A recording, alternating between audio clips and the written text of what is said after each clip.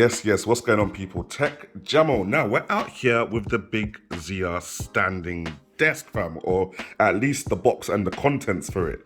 Now, big shout out to Biggzia for sending me down one of these to review.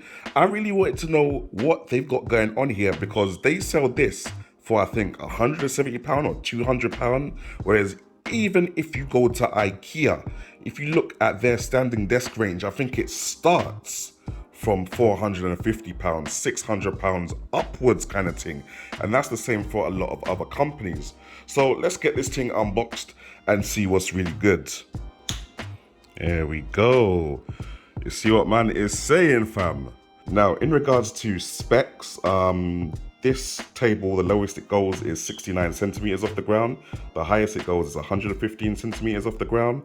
The width of the desktop there is 120 centimeters by 60 centimeters.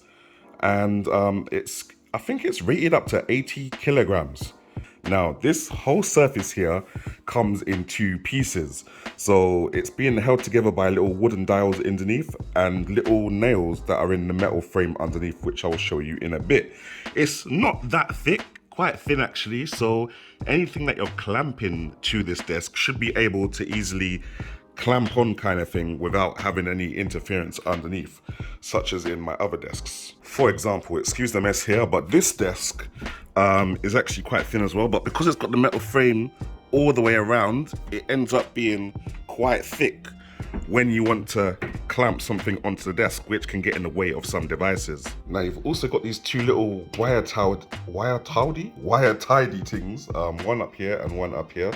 And these come pre-drilled obviously, but you just put the little plastic pieces in them. And yeah, no, they're just generally cool for threading wire all the way through the thing there, you understand? Now, this is the remote control for the whole device. And I've left the wires untidied, by the way, as you can see, so I can show you where each wire leads to.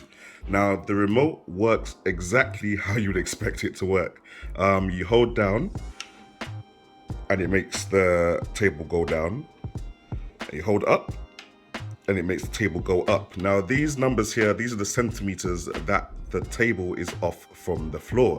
So it goes all the way down to 69 centimeters.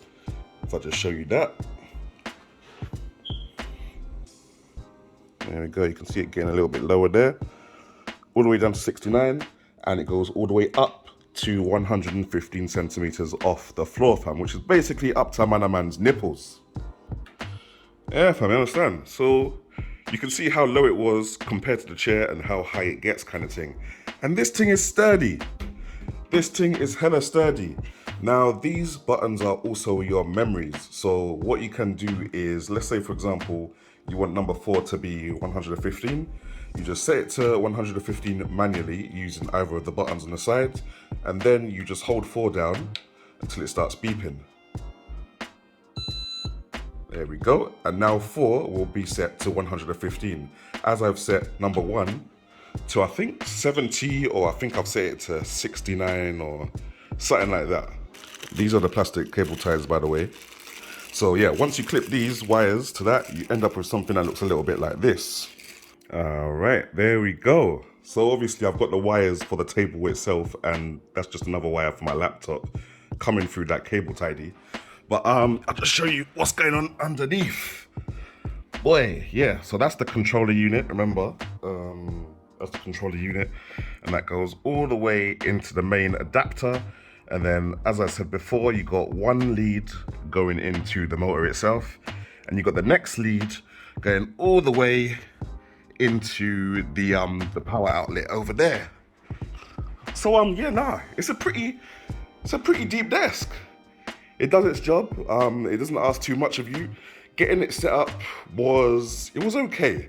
It took me an hour, I'm not gonna lie. It did take me an hour, maybe an hour and a half, but the instructions were decent enough.